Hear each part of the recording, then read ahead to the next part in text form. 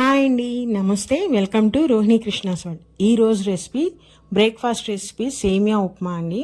ఈ సేమియా ఉప్మాని పొడి పొడిగా రుచిగా ఎలా చేయాలో నేను మీకు ఈరోజు చూపిస్తాను. ఫాస్ట్గా అయిపోయే బ్రేక్ఫాస్ట్ రెసిపీలో సేమియా ఉప్మా కూడా ఒకటండి. ఆ ఉప్మాని మనం పొడి పొడిగా రుచిగా చేసామంటే అందరూ కూడా చాలా ఇష్టంగా తింటారు. చాలా ఈజీగా రెడీ చేసుకోవచ్చు ఈ సేమియా ఉప్మాని. అన్నీ ఇంట్లో ఉండే ఇంగ్రీడియంట్సే, చాలా ఫాస్ట్గా అయిపోతుంది. వేడి వేడిగా కనుక తిన్నామంటే రుచి మర్చిపోలేమండి, చాలా బాగుంటుంది. ఉప్మా అంటే ఇష్టపడిన వాళ్ళు కూడా ఈ సేమియా ఉప్మా ఇప్పుడు నేను చెప్పే విధంగా చేయండి, తప్పకుండా తింటారు.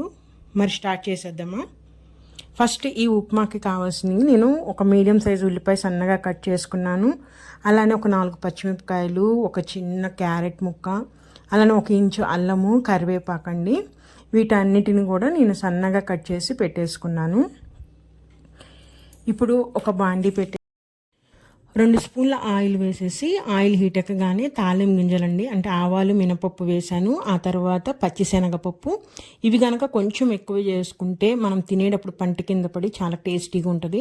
అలానే ఒక 1/2 స్పూన్ జీలకర్ర వేసుకొని ఫస్ట్ వీటన్నిటిని వేయించుకోవాలండి. ఇవి ఎప్పుడైతే వేగినాయో దాంట్లోకి ఉల్లిపాయలు, పచ్చిమిరపకాయలు వేసేసి వేయించుకోవాలి. దాని తర్వాత క్యారెట్, కరివేపాకండి, ఇవన్నీ వేసేసి బాగా వేయించాలి. మనము మాడిపోకుండా అన్నీ చక్కగా వేగే వరకు మనం వేయించుకోవాలి. అల్లం వేసాం కాబట్టి ఆ నూనెలో వేగినప్పుడు మంచి స్మెల్ వస్తుందండి. సో ఇవంతా వేగిపోయిన తర్వాత తాలింపు ఇప్పుడు వాటర్ పోసేయాలండి.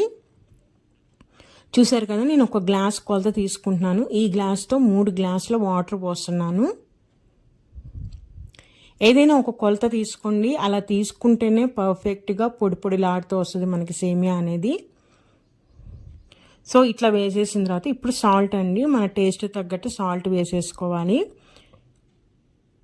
సాల్ట్ వేసేసి ఒకసారి మొత్తం బాగా కలిపేసి వాటర్ మరిగే వరకు మనము వెయిట్ చేయాలండి. చూసారా, ఈ విధంగా మరిగే వరకు వెయిట్ చేసి వాటర్ ఈ స్టేజ్ రాగానే ఇప్పుడు దీంట్లోకి సేమియా వేసేసుకోవాలి.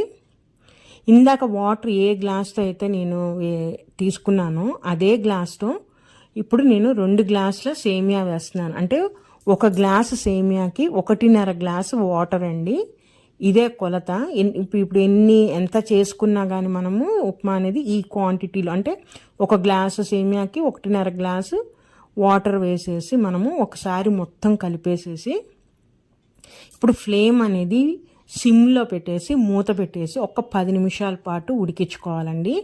మనము మధ్యలో ఒక్కసారి తీసి మొత్తం ఒకసారి పైనుంచి కిందకు ఒకసారి కలిపేసేసుకొని ఇంకొక 5 నిమిషాలు కనుక పెట్టామంటే మొత్తం 10 మినిట్స్లో మన సిమ్లోనే పెట్టాలి.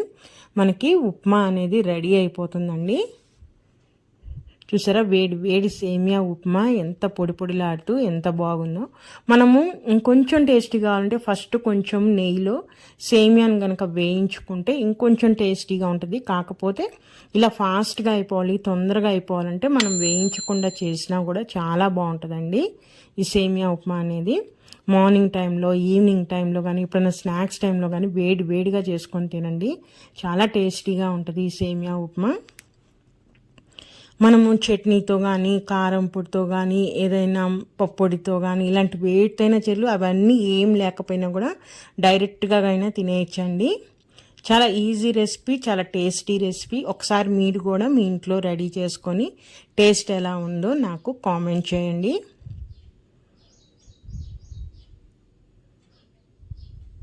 మరి ఇదేనండి ఈరోజు వీడియో. నా వీడియోస్ కనుక నచ్చితే ప్లీజ్ సబ్స్క్రైబ్ మై ఛానల్. అలానే లైక్ చేయండి, షేర్ చేయండి. మరొక మంచి రెసిపీతో మళ్ళీ కలుస్తాను. ఉంటానండి, బాయ్.